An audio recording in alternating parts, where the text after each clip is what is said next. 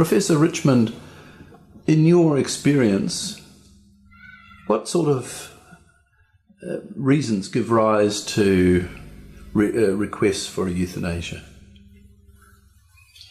Well, in times past, the emphasis by the pro-euthanasia people was on insufferable pain. And for years and years and years, the whole of their program was based on the idea that a lot of people who were dying were going to suffer terminal pain which could not be controlled. Now, that has been shown to be totally incorrect.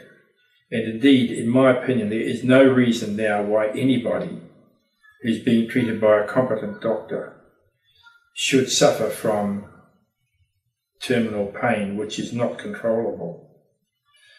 The pro-euthanasia lobby, of course, has recognised this, and so they've moved the goalposts. So now they talk very little about terminal pain as being, or severe pain, as being the cause for legalising euthanasia, and they've moved away to much softer issues. For example, loss of dignity during an illness, or fear of the future, fear of the unknown, fear that they might get pain sometime in the future. I can recall a patient who came to me with cancer. He was in his late 70s, and when he was admitted, the very first thing he said to me was, "I want to have euthanasia. I don't want to live this life any longer. I have not got any pain at the moment, but I know that I'll get pain at the end," and so on.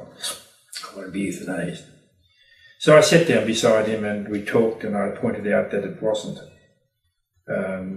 legal for me to do that. And even if it was, I wouldn't do it because I thought there were better ways of handling it.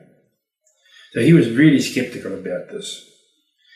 We got to work and we talked to him, and we discovered that he was a loner. He was a chap who had very few friends, but he did have a nephew up north with whom he corresponded from time to time. Hadn't seen him for about 5 or 6 years. So we found where the nephew was, brought him down. He and his family came and visited their uncle. It was a great meeting. The nephew decided that he would stay in Auckland so that he could spend time with his uncle. In the meantime, the nurses had discovered that this loner was actually a very nice chap, and they began to get quite fond of him. He got quite fond of them. And so this went on for about 3 months, with him gradually deteriorating. He never mentioned euthanasia again, and in the end he died quietly and without pain. On the last ward round that I did, it was clear that he was fading fast. And he said to me, "Doctor," he said, "I wouldn't have missed these last 3 months for worlds. It's been one of the best times in my life." And I thought that was amazing. If that man had been euthanized when he wanted it earlier in the 3 months earlier, he would have missed out on this great reconciliation with his nephew and the great time that he had with the nurses and they with him. They were very sad when he left. And it seems to me that people are troubled about the future because there is often little love in families, and the need that these people have is for love, for acceptance, for reassurance, for support by their families, by the medical profession, by the nursing staff, and that's a far better option than killing them off and getting rid of them.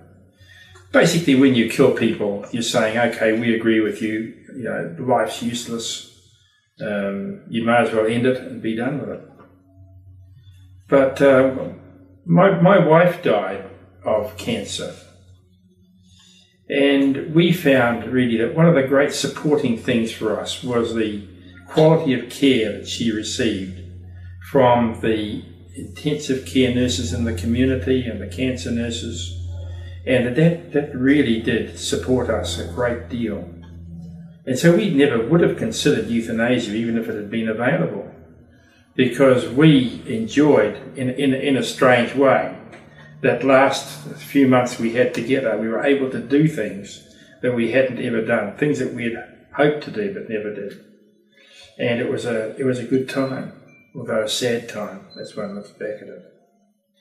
So that's an issue which I think is it needs to be discussed more. The whole concept of giving people support and love and care rather than just terminating them.